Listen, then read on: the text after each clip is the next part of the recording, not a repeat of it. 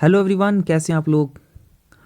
अपनी पिछली वीडियो में दोस्तों हमने वेन डायग्राम कंप्लीट करा था और जिसकी पीडीएफ मैं अपने टेलीग्राम चैनल पर अपलोड कर चुका हूं। वहां से जाकर आप वो फुल पीडीएफ डाउनलोड कर सकते हैं।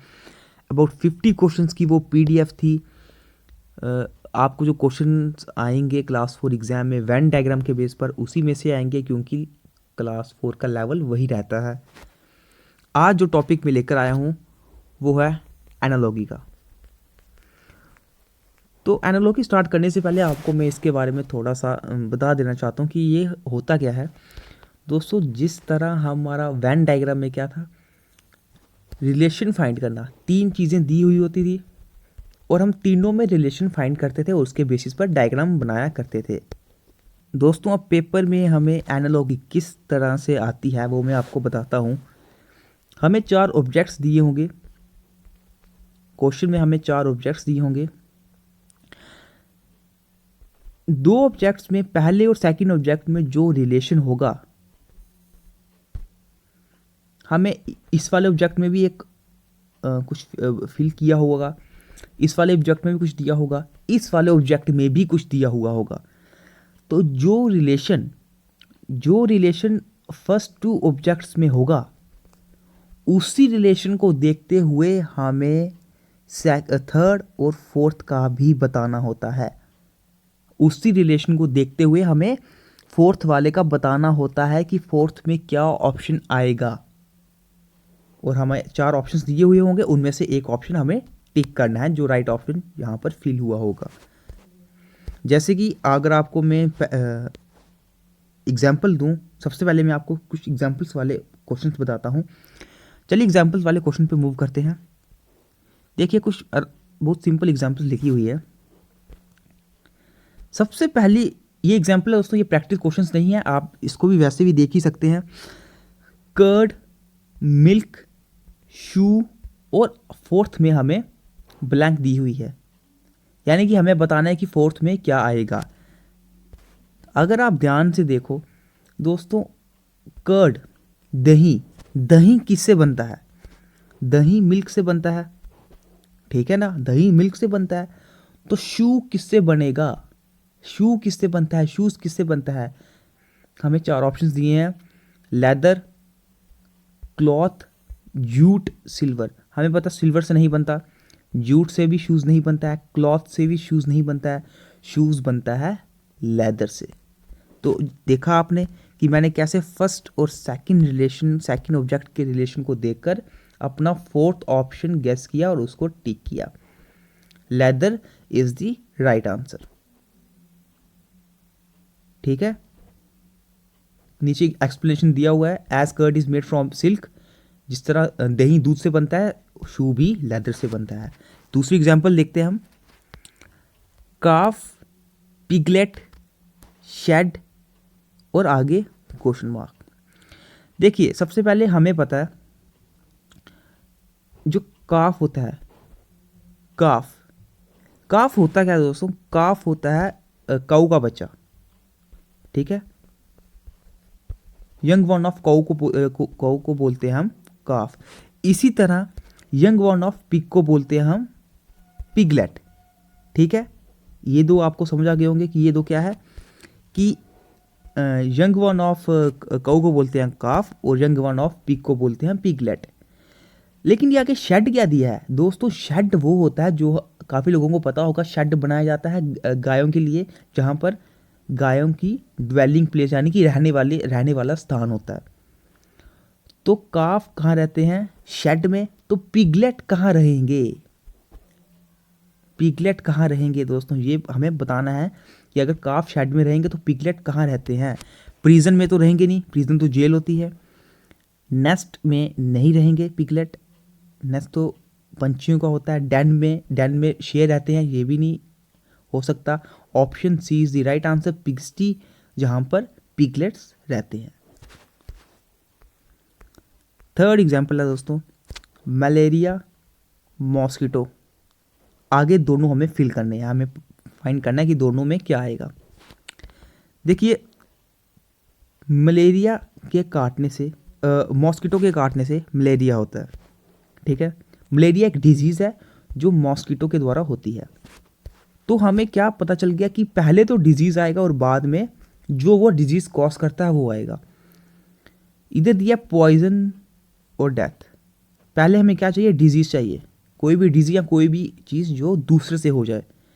पॉइजन से पॉइजन डेथ, ये तो नहीं होगा, क्योंकि अगर डेथ इस तरफ होता और पॉइजन इस तरफ होता तब हम कह सकते थे कि पॉइजन लेने से डेथ होती है। लेकिन ये उल्टा दिया है तो ये नहीं होगा, क्योंकि हमें सेकंड में चाहिए जिसके द्वारा वो डिजीज़ या वो मलेरिया कोई भी डिजीज़ हो जो हम फर्स्ट में लिख सकें। सेकंड में बोला हुआ है वाटर कॉलरा, पानी से कॉलरा होता है। अगर खराब पानी, अगर गंदे पानी से कॉलरा भी होता है। ये बी ऑप्शन का हम तो गैस लगा सकते हैं, लेकिन बाकी ऑप्शंस भी देख लेते हैं।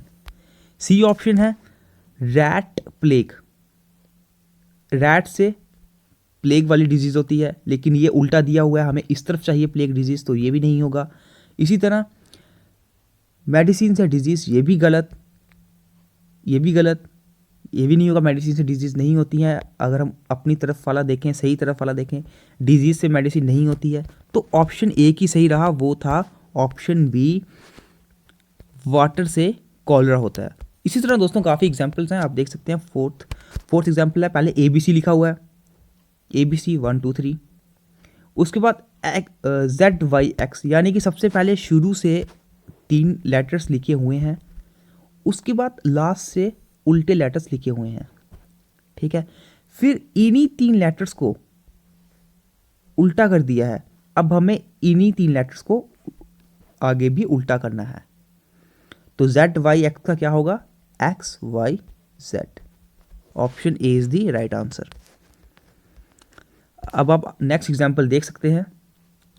हमें नंबर्स दिए हुए हैं, ऐसे भी क्वेश्चन हमें आ सकते हैं। 4, 18, 6 और आगे क्वेश्चन मार्क।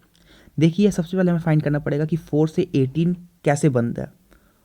तो अगर हम 4 का स्क्वायर करें, 4 4 जा 16 प्लस 2 करें तो ये 18 बन जाएगा, ठीक है। अगर 6 पर भी हम सेम कंडीशन इस्तेमाल करें, 6 का स्क्वायर 36 प्लस 2 करें तो ये बनता है 38। तो जो इसका राइट ऑप्शन रहेगा वो होगा ऑप्शन बी। ये थे दोस्तों इसके बेसिस पे कुछ एग्जाम्पल्स। मुझे उम्मीद है आपको एग्जाम्पल समझ आई होंगे, आपको गैस हुआ होगा कि जो रिलेशन हमें इन 4 ऑब्जेक्ट्स में हमें इन 3 ऑब्जेक्ट्स का बताया हुआ होगा, या हमें किन्हीं 2 पर्टिकुलर ऑब्जेक्ट्स का बताया हुआ होगा, उन्हीं को फाइंड करके हमें अपने लास्ट वाले का रिलेशन फाइंड करना है, ठीक है। तो आइए अब हम इसके जो एक्सरसाइज क्वेश्चंस हैं, जो इंपॉर्टेंट एक्सरसाइज क्वेश्चंस हैं, अब हम उसको देखते हैं, क्योंकि काफ़ी ज़्यादा चांसेस हैं कि एनालॉजी के क्वेश्चंस जो हैं आपको कम से कम 3 से 4 पूछे जाएं। तो हमें इसमें गलती नहीं करनी है। आइए अब क्वेश्चन शुरू करते हैं। सबसे पहला क्वेश्चन दोस्तों आप देख सकते होंगे, Kathak is related to U P. ये बोलता है कथक यूपी से रिलेटेड है। इन द सेम में ओडिसी इज रिलेटेड टू। अब देखिए दोस्तों कथक होता क्या है, कथक एक डांस होता है, ठीक है। कथक काफ़ी एक पॉपुलर या कॉमन डांस है उत्तर प्रदेश में। तो ओडिसी कहाँ पर पॉपुलर होगा, हमें ये फाइंड करना है। अगर कथक कॉमन या पॉपुलर है उत्तर प्रदेश में, तो ओडिसी कहाँ पर होगा। तो ओडिसी जैसे कि नाम लिखा हुआ है दोस्तों, असम में नहीं है, केरल में नहीं है, गुजरात में नहीं है, कहाँ पर है, Odisha. Option C is the right answer, ठीक है। नेक्स्ट है metal is related to conduction. Metal conduction से रिलेट करता है। In the same way plastic किससे रिलेट करेगा। दोस्तों आपको पता होगा कंडक्शन एक प्रॉपर्टी होती है मेटल की तरफ से। कंडक्शन एक प्रॉपर्टी होती है मेटल्स में, ठीक है। इसी तरह इन्फ्लेमेबिलिटी ये किसकी प्रॉपर्टी होती है दोस्तों, ये होती है प्लास्टिक की property. Option C is the right answer. Ground oil chemistry इसकी प्रॉपर्टी नहीं होती, इंडस्ट्री नहीं होती, इंसुलेशन भी इसकी प्रॉपर्टी नहीं होती। इसकी जो प्रॉपर्टी होती है वो है इन्फ्लेमेबिलिटी। ठीक, नेक्स्ट क्वेश्चन पे मूव करते हैं। C is related to ship. C ship से रिलेटेड है। कैसे रिलेटेड है? क्योंकि शिप्स जो है वो सी पर चलते हैं, ठीक है। In the same way road, तो रोड पे क्या चलता है? ट्रैफिक, ट्रैवलर्स, जर्नी या बस। अब ट्रैफिक क्लिक नहीं करना, ट्रैफिक के ऊपर आपको टिक नहीं करना है। इसने सिर्फ ट्रैफिक के बारे में नहीं बोला, इसने सिर्फ एक मीन्स ऑफ ट्रांसपोर्ट बताया है जो सी पर चलता है। हमें भी एक मीन्स ऑफ ट्रांसपोर्ट बताना है जो रोड पे चलता है, ठीक है। तो कौन सा राइट ऑप्शन रहेगा? वो रहेगा ऑप्शन डी, बस। नेक्स्ट क्वेश्चन है, rabbit is related to burrow in the same way lunatic is related to. देखिए दोस्तों, आपको पता होगा जिस गुफा में वो ज़मीन में छेद करके रैबिट अंदर चले जाते हैं, छुप जाते हैं, उसको हम बोलते हैं बरो, ठीक है। उसी तरह दोस्तों ल्यूनेटिक, ल्यूनेटिक भी एक टाइप का जानवर होता है। वो अपने लिए जो ड्वेलिंग प्लेस, रहने वाली जगह बनाता है, उसको बोलते हैं asylum. Option D is the right answer. ये देख सकते हैं आप कितना ज़्यादा कुछ रीजनिंग में कुछ इतना मैथमेटिकल टेक्निकल चीज़ें नहीं हैं, सब ऐसी ही चीज़ें हैं। जो पीडीएफ आपको मैं इसकी प्रोवाइड करूंगा उसमें लगभग 100 प्लस क्वेश्चंस हैं दोस्तों। बहुत ज़्यादा क्वेश्चंस हैं आपकी प्रैक्टिस के लिए। अभी हम वीडियोस में सिर्फ जो बहुत ही ज़्यादा इंपॉर्टेंट है उसको डिस्कस करेंगे, लेकिन आपको पीडीएफ में सारे क्वेश्चंस मिल जाएंगे। नेक्स्ट है दोस्तों, cat is related to kitten. Cat kitten से रिलेटेड है। In the same way women is related to. देखिए, कैट के बच्चे को हम किटन बोलते हैं, बिल्ली के बच्चे को हम किटन बोलते हैं। तो वुमेन, ये तो इंसान है, इंसान के बच्चे को क्या बोला जाता है? Baby. Option D is the right answer. Next है, horse is related to hoof. हमें पता है जो हॉर्स के जो पैर में लगा होता है उसे बोलते हैं हूफ, जो हॉर्स के पैर में लगा हुआ होता है। इसी तरह जो ईगल होता है, ईगल, देखिए मैं बताता हूँ आपको, जो हॉर्स का पैर होता है ना, ये इस वक्त फुट की बात कर रहा है। हॉर्स के पैर को बोलते हैं हम हूफ, ठीक। हॉर्स के पैर को हूफ बोलते हैं। इसी तरह जो ईगल है, ईगल के पैर को क्या बोला जाता है? अब आपको पता होगा जिस पंजे से वो शिकार करते हैं ईगल, उसको क्या बोलते हैं? Claw. Option D, claw is the right answer. Next question है, forest is related to vivarium. जिस तरह दोस्तों फॉरेस्ट जो है विवरियम से रिलेटेड है, उस तरह सी किससे रिलेटेड होगा? देखिए दोस्तों, अगर मैं बात करूं, जो फॉरेस्ट होता है और विवरियम, इन दोनों का सेम मतलब होता है। फॉरेस्ट और विवरियम, इन दोनों का सेम ही मतलब होता है। इसी तरह सी, सी और एक और दूसरा वर्ड कौन सा होगा जिनका सेम मतलब होगा, जो सिनोनिम्स होंगे? तो इनका जो सी का जो दूसरा मतलब होगा वो होता है एक्वेरियम। आपने एक्वेरियम देखे होंगे या कई लोगों को पता भी होगा, हम नेशनल जियोग्राफी में देखा भी होगा। आर्टिफिशियल एक्वेरियम बनाए जाते हैं जहाँ पर काफ़ी ज़्यादा फिशेस रखी जाती हैं, जहाँ पर लोग उनको देखने जाते हैं, इस तरह से, ठीक है। नेक्स्ट है, walk is related to run. Walk run से रिलेट करता है, उसी तरह ब्रीज किससे रिलेट करेगा? देखिए दोस्तों, वॉक होता है चलना। वॉक अगर रन से रिलेट कर रहा है, पहले चलना फिर दौड़ना, मतलब जब पहले आराम से चलता है तो वॉक होती है, जब ज़्यादा तेज़ी से चलता है तब रन होता है। उसी तरह ब्रीज का क्या होगा? ब्रीज होती है बहुत ही एक होली होली हवाएं नहीं होती हैं, उसको बोलते हैं ब्रीज। जब ब्रीज तेज़ हो जाती है तो वो क्या बन जाती है? तो वो बन जाती है विंड, तेज़ हवाएं, ठीक है। इसलिए option C is the right answer. Next question है, wax is related to grease. जिस तरह वैक्स ग्रीस से रिलेट करता है, उसी तरह मिल्क किससे रिलेट करेगा? देखिए, हमें पता है कि जो ग्रीस होती है, ग्रीस वो वैक्स से ही बनाई जाती है। जो ग्रीस होती है वो वैक्स से ही बनाई जाती है ना, ग्रीस को वैक्स से बनाया जाता है। इस तरह मिल्क से क्या बनाया जाता है? मिल्क से बनाया जाता है दही, दूध से क्या बनाया जाता है, दही। तो curd option D is the right answer. ठीक है, चलिए नेक्स्ट क्वेश्चन पे मूव करते हैं। Indolence is related to work. सबसे पहले आपको दोस्तों मैं इंडोलेंस का मतलब बताता हूं। इंडोलेंस का मतलब होता है लेजीनेस। लेजीनेस मतलब कि आलस बोलते हैं, आलस, आलस करना, उसको हम बोलते हैं इंडोलेंस। जिस तरह आलस होता है इंडोलेंस, तो आलस वर्क से रिलेटेड कैसे करेगा, वर्क होता है काम करना, एक होता है आलस, एक होता है काम करना। मतलब कि ये दोनों एक दूसरे के अपोजिट लिखे गए हैं। इंडोलेंस का अपोजिट होता है वर्क। इसी तरह टैकीटर्न, टैकीटर्न का अपोजिट क्या होगा, टैकीटर्न होता है वो जो बात कम करता है, जो ज़्यादा बात नहीं करता, उसे बोलते हैं टैकीटर्न। तो कम बोलना, जब कम बोला जाता है उसको टैकीटर्न बोलते हैं, और बोलने को क्या बोलते हैं, ज़्यादा बोलने को क्या बोलते हैं, स्पीक। टैकीटर्न होता है ना के बराबर बोलना, नहीं बोलना, और स्पीक होता है बोलना। इसी तरह यह हुआ इसका opposite, option C is the right answer. ये अपोजिट है एक दूसरे के। नेक्स्ट है दोस्तों ophthalmia. Ophthalmia is related to eye in the same way rickets is related to. जिस तरह दोस्तों ऑप्थाल्मिया आई की एक डिजीज होती है, आंखों में होने वाली डिजीज होती है एक ऑप्थाल्मिया, तो रिकट्स, रिकट्स जो डिजीज होती है वो किसके द्वारा होती है, कौन से ऑर्गन से होती है। जिस तरह ऑप्थाल्मिया आई से होती है, तो रिकट्स कौन से ऑर्गन से होती है, तो ये होती है बोन में। विटामिन डी के द्वारा काज होती है ना, ये विटामिन डी के द्वारा रिकट्स होती है, ये कहाँ पे होती है, बोन में। ठीक है, नेक्स्ट क्वेश्चन पे मूव करते हैं। Nun is related to convent in the same way hen is related to.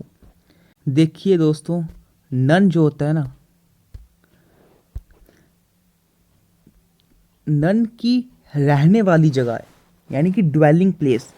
जिस जगह पर जिस घर पे हम बोल सकते हैं नन रहता है, उसको हम बोलते हैं कॉन्वेंट। जिस जगह पर नन रहता है उसको बोलते हैं हम कॉन्वेंट। उसी तरह हैन यानी कि मुर्गी, वो कौन सी जगह पर रहती है, मुर्गियों को कहाँ रखा जाता है। देखिए अगर आप ऑप्शन से भी देखें, नेस्ट में तो मुर्गी रहती नहीं, घोंसले में मुर्गी नहीं रहती है, शेड में तो गाय रहती है, नहीं रहेगी, सेल में नहीं रहती है। Option D is the correct answer. Hen की ड्वेलिंग प्लेस को कोर्ट बोला जाता है। नेक्स्ट क्वेश्चन है, reading is related to knowledge in the same way work is related to. ये भी काफ़ी आसान है। रीडिंग, ज़्यादा रीडिंग करने से दोस्तों क्या होता है, नॉलेज बढ़ता है, नॉलेज मिलता है या बढ़ता है। उसी तरह ज़्यादा वर्क करने से क्या होगा, एक्सपीरियंस गेन होगा। Option C is the right answer. Reading करने से अगर नॉलेज मिलता है, नॉलेज बढ़ता है, उसी तरह वर्क करने से एक्सपीरियंस बढ़ता है, काम करने से एक्सपीरियंस बढ़ता है। नेक्स्ट क्वेश्चन है 14th, dress is related to body. Body पर ड्रेस लगाई जाती है। इसी तरह बैंगल्स यानी कि चूड़ियाँ, वो कहाँ लगाई जाती हैं, चूड़ियाँ तो हाथों में लगाई जाती है ना, हाथों में लगाई जाती चूड़ियाँ। ग्लास नहीं होगा, लेडी नहीं होगा। इसका जो राइट ऑप्शन रहेगा वो होगा ऑप्शन सी, रिस्ट। रिस्ट पर लगाई जाती है बैंगल्स, रिस्ट पर चूड़ियां लगाई जाती है। क्वेश्चन नंबर 15 देखते हैं। College is related to teachers. College जो है वो टीचर्स से रिलेटेड है। कॉलेज में टीचर्स पढ़ाने आते हैं, ठीक है। In the same way hospital is related to.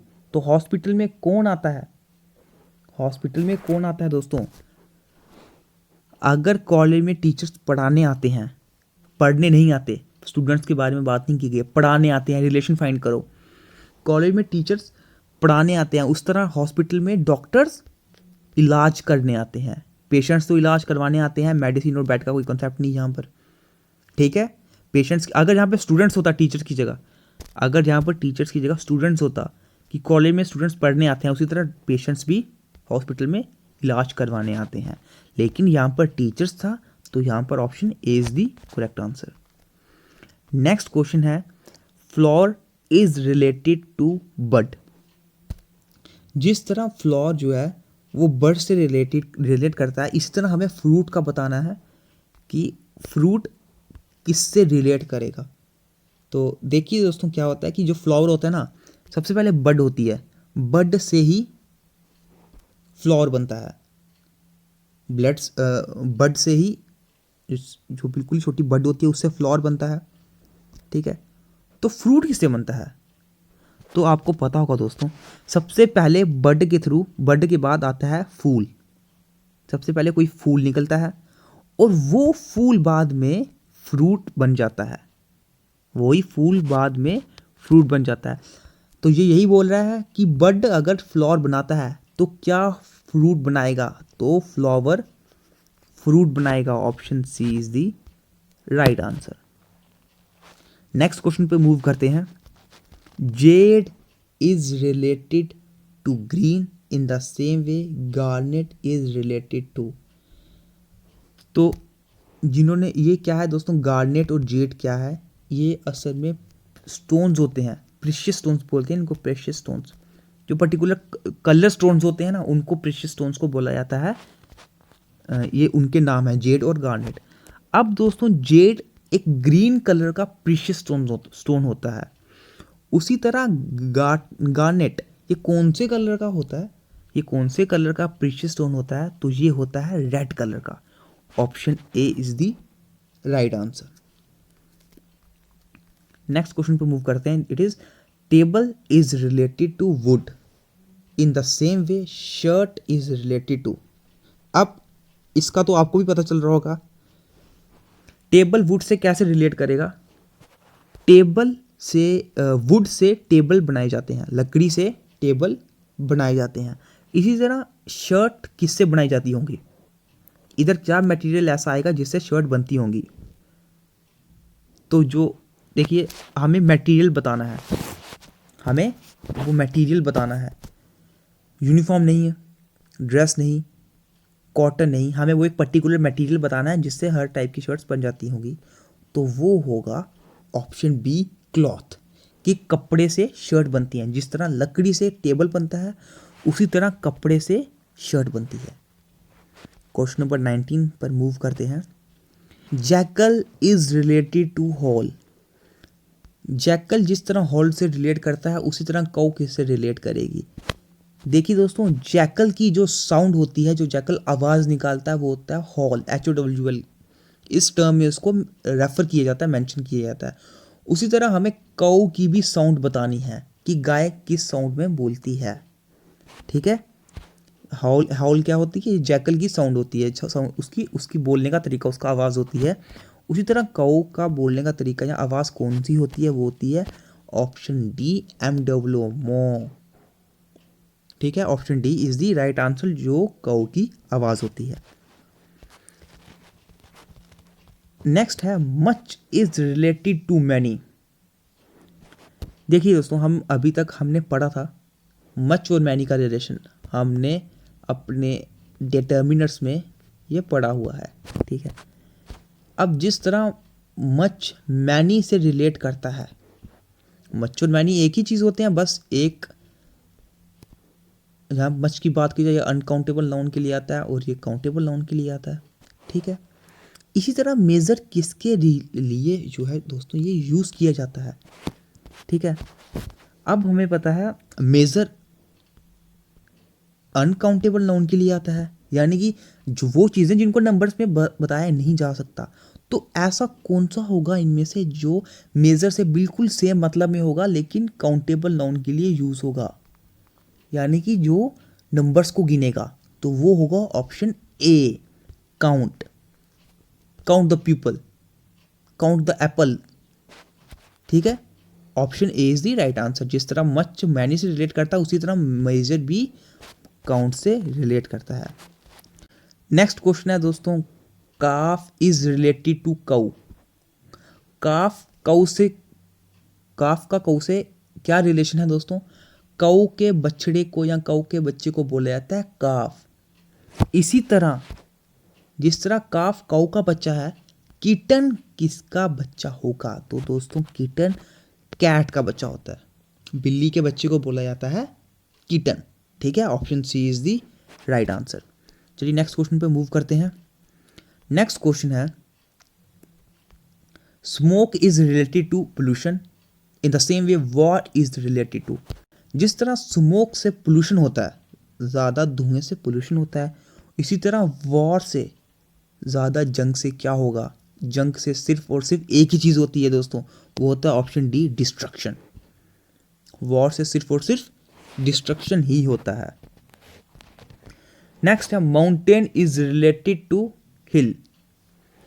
जिस तरह जो अगर आपको पता होगा, माउंटेन आते हैं बड़े पहाड़, बड़े पहाड़ों को बोला जाता है माउंटेन, और छोटे पहाड़ों को क्या बोला जाता है? हिल्स। जो वादियाँ बोलते हैं, वादियाँ, वैलीज, हिल्स। ठीक है, इसी तरह रिवर, बड़ी बड़ी नदियों को दोस्तों, जो नदियाँ होती हैं उसको बोला जाता है रिवर।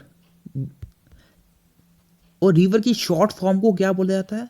रिवर की शॉर्ट फॉर्म को बोला जाता है tank. Option D, tank is the right answer. Tank जो होता है ये रिवर की शॉर्ट फॉर्म को बोला जाता है। जिस तरह हिल, माउंटेन की शॉर्ट फॉर्म यानी कि बड़े पहाड़ों को माउंटेन और छोटे पहाड़ों को हिल बोला जाता है, उसी तरह बड़ी नदियों को रिवर, और छोटी छोटे जो बिल्कुल ही शॉर्ट फॉर्म्स में होते बनाए जाते हैं ना, उनको हम टैंक बोलते हैं। क्वेश्चन नंबर 24 इज, ये एक और दोस्तों आवाज़ पे क्वेश्चन आया हुआ है। Dogs is related to bark. Dogs भौंकते हैं, डॉग्स की आवाज़ को, साउंड को बोला जाता है बार्क, BAR के। गोट की आवाज़ क्या होती है दोस्तों? तो ऑप्शंस देखिए, हॉल नहीं होती, हमने पढ़ा हॉल जैकल की होती है, ग्रंट नहीं होती है, क्रो नहीं होती है, ब्लीट होती है। Option A, bleat. Bleat is the voice of goats. ठीक है, आज का दोस्तों आखिरी क्वेश्चन, 25th क्वेश्चन, नहीं 26th क्वेश्चन है। 2 क्वेश्चंस बचे हैं। ये दोनों क्वेश्चंस दोस्तों नंबर्स बेसिस पर आए हैं। ऐसे क्वेश्चंस भी पूछे जाते हैं एनालॉजी में, इसलिए आपको करना ज़रूरी है। आइए इन क्वेश्चन को ट्राई करते हैं। सबसे पहले लिखा है दोस्तों 10। ठीक है, आप सिर्फ नंबर्स पढ़िए आप। ठीक है, आप सिर्फ नंबर्स पढ़िए, आपको पता चल जाएगा। 10 का रिलेशन 99 से क्या होगा, हमें ये फाइंड करना, और उसी तरह हमें 9 का रिलेशन आगे वाले से बताना है। दोस्तों 10 से 99 कैसे बन सकता होगा, हमने पहले पढ़ा। ठीक है ना, हमने पहले इसी बेसिस पे क्वेश्चन करा हुआ है। 10 का अगर मैं स्क्वायर करूं, 10 10 ज़ा 100 और -1 कर दूं तो 99 बनता है। ठीक है, 99 बनता है। इसी तरह अगर मैं 9 का स्क्वायर करूं, 9 9 ज़ा 81 और -1 करूं तो 80 बनेगा। यानी कि कौन सा ऑप्शन सही होगा? Option B is the right answer. आइए दोस्तों अब इस लास्ट क्वेश्चन का हम रिलेशन फाइंड करते हैं। देखो 8 से 24 कैसे बनेगा? 8 3 ज़ा 24। ठीक है, 8 3 ज़ा 24। लेकिन क्या इधर में कुछ मुझे ऐसा मिलेगा जिसको 3 से मल्टीप्लाई करने पर 32 बन जाए? 5 से नहीं बनेगा, 6 से नहीं बनेगा, 10 से नहीं बनेगा, ना ही 8 से मल्टीप्लाई करने पर बनेगा। यानी कि ये मल्टीप्लिकेशन वाला तरीका ये गलत हुआ, ये अब नहीं चलेगा। यहाँ पर हमें कुछ और रिलेशन फाइंड करना पड़ेगा। अगर आप ध्यान से देखो दोस्तों, ये 8 कैसे बना होगा? ये है 24, यानी कि 2 और 4। अगर मैं इन दोनों के बीच में मल्टीप्लाई रख लूँ, 4 2 ज़ा 8, यानी कि 4 को या 2 को 4 से मल्टीप्लाई करने के बाद ये बन रहा है, 8 बन रहा है। तो 3 और 2 इन दोनों को एक दूसरे से मल्टीप्लाई करने के बाद क्या बनेगा? ये बनेगा 6। तो option B is the right answer. देखिए दोस्तों, आपको सही रिलेशन फाइंड करना बहुत ज़रूरी होता है एनालॉजी में। ये फर्स्ट 2 में कोई ना कोई रिलेशन देगा और उसी रिलेशन के बेस पर हमने सेकंड और थर्ड के जो फिल इन द ब्लैंक्स है वो फाइंड करनी होती है। ये थे दोस्तों आज के 26 एनालॉजी के बेसिस पर क्वेश्चंस। अभी और भी दोस्तों इस पर एक और वीडियो आएगी जिसमें मैं एक लेवल अप के क्वेश्चंस लेकर आऊँगा, क्योंकि हमें क्लास 4 में कुछ भी करके जितने भी बेसिस पर इस पर क्वेश्चन पूछे जाएंगे 3 या 4, हमें वो पूरे अटैम्प्ट करने हैं। तो इसी के साथ आपको हमारे टेलीग्राम चैनल पर कल इसकी फुल पीडीएफ मिल जाएगी, जिसमें आपके लिए 100+ क्वेश्चंस होंगे। उसमें और भी बहुत सारे क्वेश्चंस होंगे दोस्तों, काफ़ी अच्छे लेवल के क्वेश्चंस होंगे। तो जो ज़्यादा डीप पढ़ना चाहते हैं आप वो भी पढ़ सकते हैं। तो आज की वीडियो में बस इतना ही दोस्तों, मिलते हैं आपसे नेक्स्ट वीडियो में एनालॉगी के सेकंड पार्ट के साथ।